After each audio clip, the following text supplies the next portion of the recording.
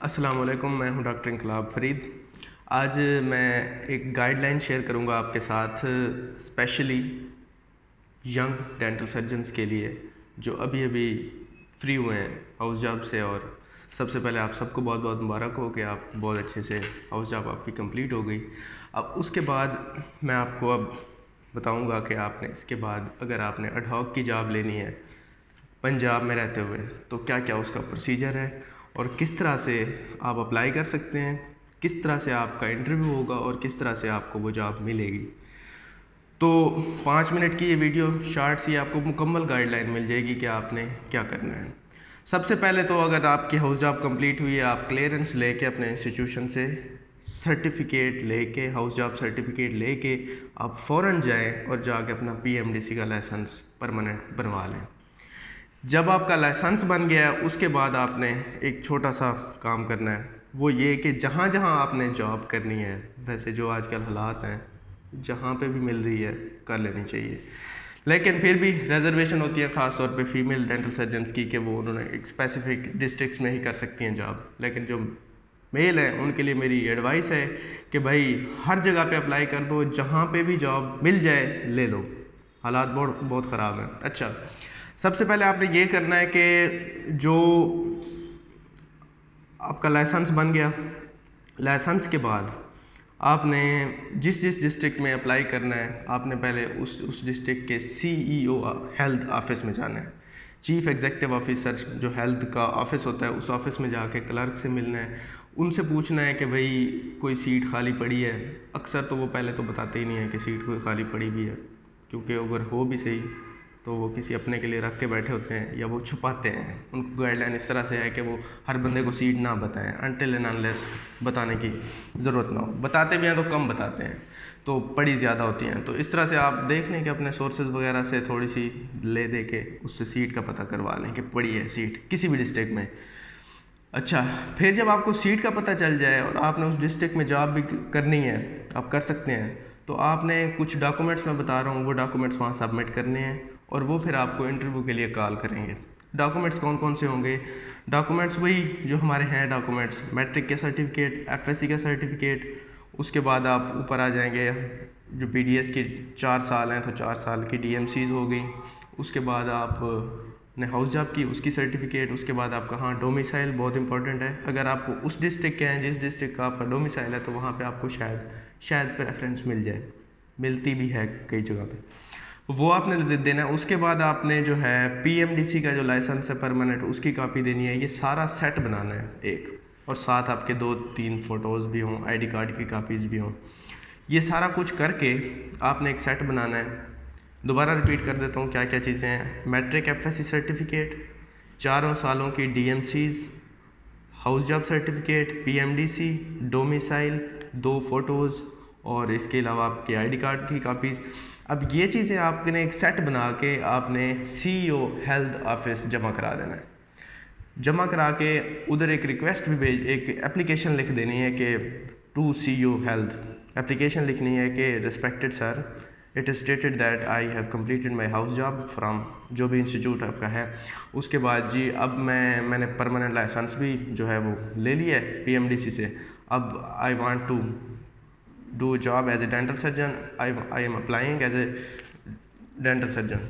तो आपने वहाँ एक रिक्वेस्ट, छोटी सी एक फॉर्मेलिटी है वो बना के वो भी साथ अटैच कर देनी है। वो ना भी करें तो उसकी कोई ख़ास ज़रूरत नहीं होती।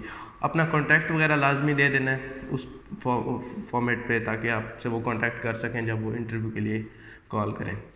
अच्छा, उसके बाद ये सारी चीज़ें दे के आपने, अब ये है कि हर डिस्ट्रिक्ट में आपने अलहदा से ये जो है कॉपी बना के जो मैंने बताई है आपने सबमिट करानी है। जिस जिस डिस्ट्रिक्ट में आप जॉब करना चाहते हैं, जिस जिस डिस्ट्रिक्ट में आपको पता है कि सीट खाली है या वो इंटरव्यूज़ कंडक्ट कर रहे हैं, उसके बाद वो इंटरव्यू की कॉल, जब जिस दिन भी इंटरव्यू होगा, मोस्ट प्रोबेबली जुम्मा या जुमेरात वाले दिन वो इंटरव्यूज़ करते हैं, एक छोड़ के दूसरे जुमेरात या दूसरे जुम्मा, तो आपको वो कॉल करेंगे इंटरव्यू के लिए। जब आपने इंटरव्यू के लिए जाना है तो एक तो सबसे पहले जो मैंने देखा है कि क्योंकि ना तो जॉब होती है, घर में बंदा फारिग फिर रहा होता है, तो जैसे फिर रहा होता है फिर साफ ज़रा कोई अच्छी कन्वेंस भी नहीं होती आने जाने के लिए भी, तो जैसे बंदा फिर रहा होता है वैसे पहुंच जाता है इंटरव्यू देने के लिए। तो प्लीज़ आपने थोड़ा सा ख्याल रखना है कि इंटरव्यू के लिए जब आना है तो वेल ड्रेस्ड होके आना है, वेल ड्रेस्ड, टूथब्रश करके आना है, बालों को ठीक आप रख के आना है, और आपने अच्छी एक वेल ड्रेस जो इंटरव्यू के लिए होनी चाहिए, प्रेजेंटेबल वे में आपने जाना है इंटरव्यू देने, और वहाँ जाके आपने जो है इंटरव्यू देना है। और इंटरव्यू में क्या क्या होता, एक तो सबसे पहले इंटरव्यू लेने के लिए जो बॉडी है इंटरव्यू करने वाली, वो कौन कौन होते हैं। सबसे पहले आपके इंटरव्यू के लिए जो लोग बैठे होंगे उनमें मैं बता देता हूँ, CEO हेल्थ खुद होंगे, DHO होंगे, डिस्ट्रिक्ट हेल्थ ऑफिसर होंगे, साथ में DHQ जो हॉस्पिटल होता है उसके MS हो सकते हैं, वहाँ का जो DHQ में जो डेंटल सर्जन हैं सीनियर वो हो सकते हैं, और इसके अलावा आपके DC होंगे, या नहीं भी होंगे तो कंसीडर्ड है कि वो होंगे ही। तो क्योंकि अब जो इंटरव्यू कमेटी है उसमें ये मेंबर्स मैं आपको बता रहा हूँ कि DHQ के MS, CEO health, DHO health और DC, ये सारे बैठ के आपका एक पैनल बनाते हैं। इनमें से अब आप जब जाएं शायद एक दो बंदे बैठे हों, सारे ना भी बैठे हों, क्योंकि वो उन्होंने सिर्फ साइन ही करने हैं, तो बाज़ औक़ात वो बैठ भी जाते हैं। तो आपने क्या करना है, वहाँ पे आपको ये सारे लोग इंटरव्यू लेंगे। अब इंटरव्यू क्या है, इंटरव्यू में आपसे कुछ ना कुछ पूछ लेंगे, आपके जो है बेसिक्स में से तो कम ही पूछते हैं, क्लिनिकल चीज़ें अक्सर पूछ लेंगे, बेसिक्स में भी पूछ लेंगे, डिपेंड करता है, कुछ भी पूछ सकते हैं। या तो आपका यही पूछ लेंगे कि कहाँ से आपने BDS की है, कहाँ से आपने हाउस जॉब की है, इससे ज़्यादा भी बाज़ औक़ात नहीं पूछते, बाज़ औक़ात पूछने पे हैं तो तंग करने पे हैं तो हर चीज़ पूछ रहे होते हैं। तो उसके अलावा बट ये मैटर नहीं करता कि आपसे वो क्या पूछते हैं, मैटर ये करता है कि उनके पास सीटें कितनी हैं और उन्होंने किस तरह से देनी है।